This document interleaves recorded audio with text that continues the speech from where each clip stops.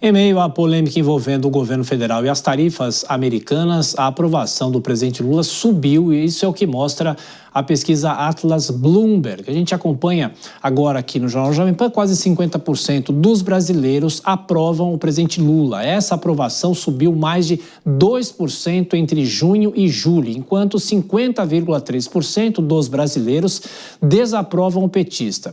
Aliás, a desaprovação caiu mais de 1% desde o mês passado. Bom, Dora, a gente já falou alguns pontos dessa pesquisa Atlas Bloomberg, agora falando sobre a avaliação em relação ao presidente Lula.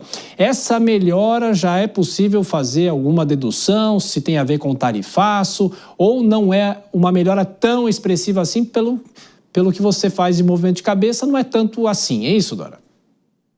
Olha, é porque dá para fazer, porque a pesquisa pega o período já do tarifaço. E essa pesquisa da Atlas Bloomberg, ela é a primeira de uma série que vem por aí. Então, a gente vai ver se esses dados se confirmam. Agora, é uma melhora, não é é uma melhora, digamos assim, que a situação ainda não melhorou, ela parou de piorar, né?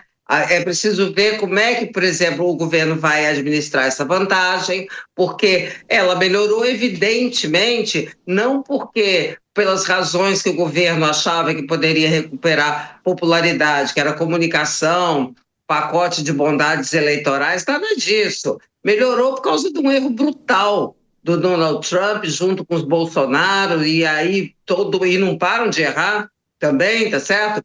Então, isso favoreceu o presidente Lula. Mas, quando há uma situação muito favorável, o perigo é que a onipotência, que é uma péssima conselheira, senta a praça na antessala do infortúnio, ela pode, sabe aquele excesso? A soberba, tal, estou em vantagem, então vou que vou. E o presidente Lula não é exatamente uma pessoa modesta na autoavaliação, né? Ele se acha um inspirado pela lei divina. Então, o risco que ele corre é tropeçar aí na administração da vantagem. Mas eu acho que teve, sim, a ver, porque nada, rigorosamente nada aconteceu de relevante que pudesse dar essa mexida, que a gente não sabe se é temporária ou permanente, que não essa dessa tolice, para não dizer burrada, que é uma palavra muito feia, do Donald Trump, que acabou atropelando toda a direita. Comércio, são muitos os fatores para se medir um desempenho de um governante, né? E talvez essa pesquisa pegue alguma movimentação, mas não é garantia que isso continue, é isso? Sim, até porque é uma novela que está em curso ainda, né? Teremos aí os próximos capítulos para acompanhar e isso vai impactar, sim, na popularidade aí do presidente, na aprovação ou na desaprovação. Queria trazer alguns pontos aqui em relação a isso, Thiago.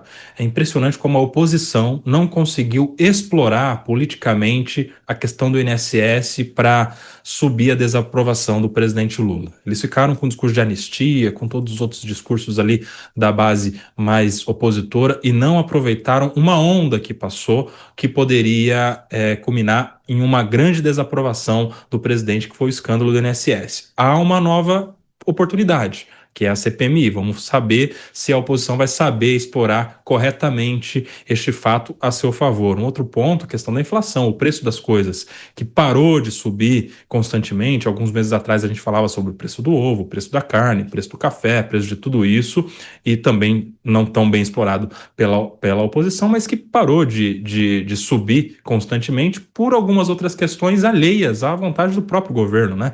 As sanções aí em relação a tudo que aconteceu da gripe aviária fez baratear aqui no mercado interno, pelo menos num curto prazo, os ovos, os frangos, as carnes de aves, alguns bloqueios que acontecem com algumas praças, alguns frigoríficos aqui no Brasil também em exportação para a China, que também está alimentando mais de carne o mercado interno e tem segurado ou diminuído de alguma maneira o preço da carne, ou seja, o governo está se valendo dessas questões e a oposição politicamente não sabe explorar esses pontos frágeis do governo Lula.